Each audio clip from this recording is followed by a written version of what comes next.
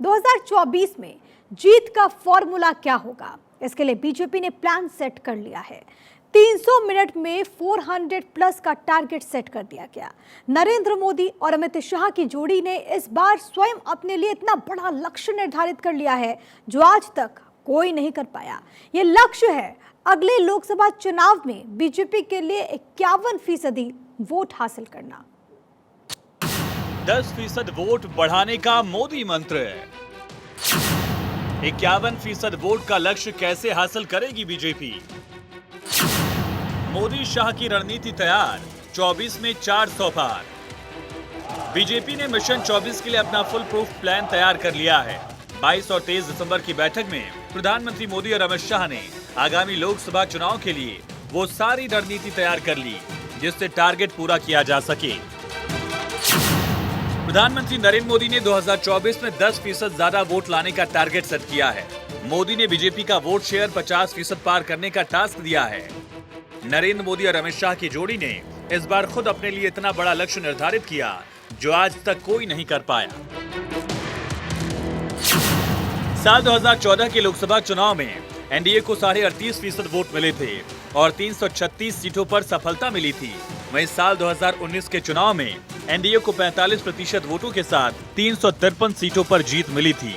2019 के चुनाव में बीजेपी को अकेले 37.7% वोट मिले थे। 2024 के लिए बीजेपी ने 51% वोट शेयर का लक्ष्य निर्धारित किया है, लेकिन ये कर पाना इतना आसान नहीं है। लेकिन 2014 के लोकसभा चुनाव में भाजपा ने 136 लोकसभा सीटों पर 50% या इससे ज्यादा वोट लेकर जीत हासिल की थी। 2019 के लोकसभा चुनाव में बीजेपी ने 224 सीटों पर 50% या उससे ज्यादा मत प्रतिशत हासिल कर जीत हासिल की थी।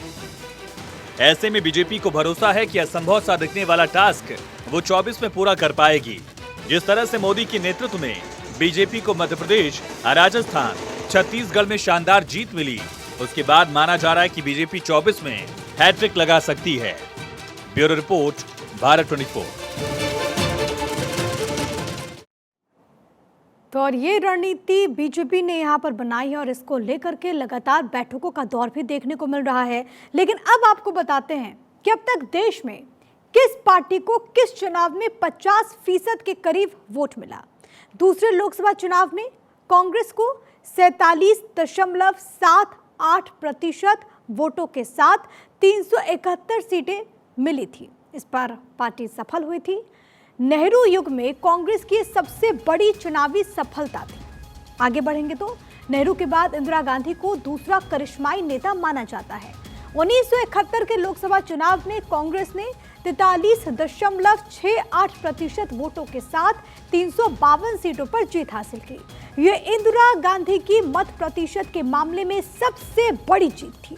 1984 में इंदिरा गांधी की हत्या के ठीक बाद हुए चुनाव में कांग्रेस को जनता की सहानुभूति का लाभ मिला। उसने ऐतिहासिक रूप से अब तक का सबसे शानदार प्रदर्शन करते हुए लगभग 49% वोटों के साथ 414 सीटों पर जीत हासिल की। ये कांग्रेस के साथ ही साथ देश में किसी भी राजनीतिक दल का अब तक का सर्वश्रेष्ठ प्रदर्शन है। और अब बीजेपी ये चाहती है कि बीजेपी इस चुनाव में 400 प्लस अचीव करे।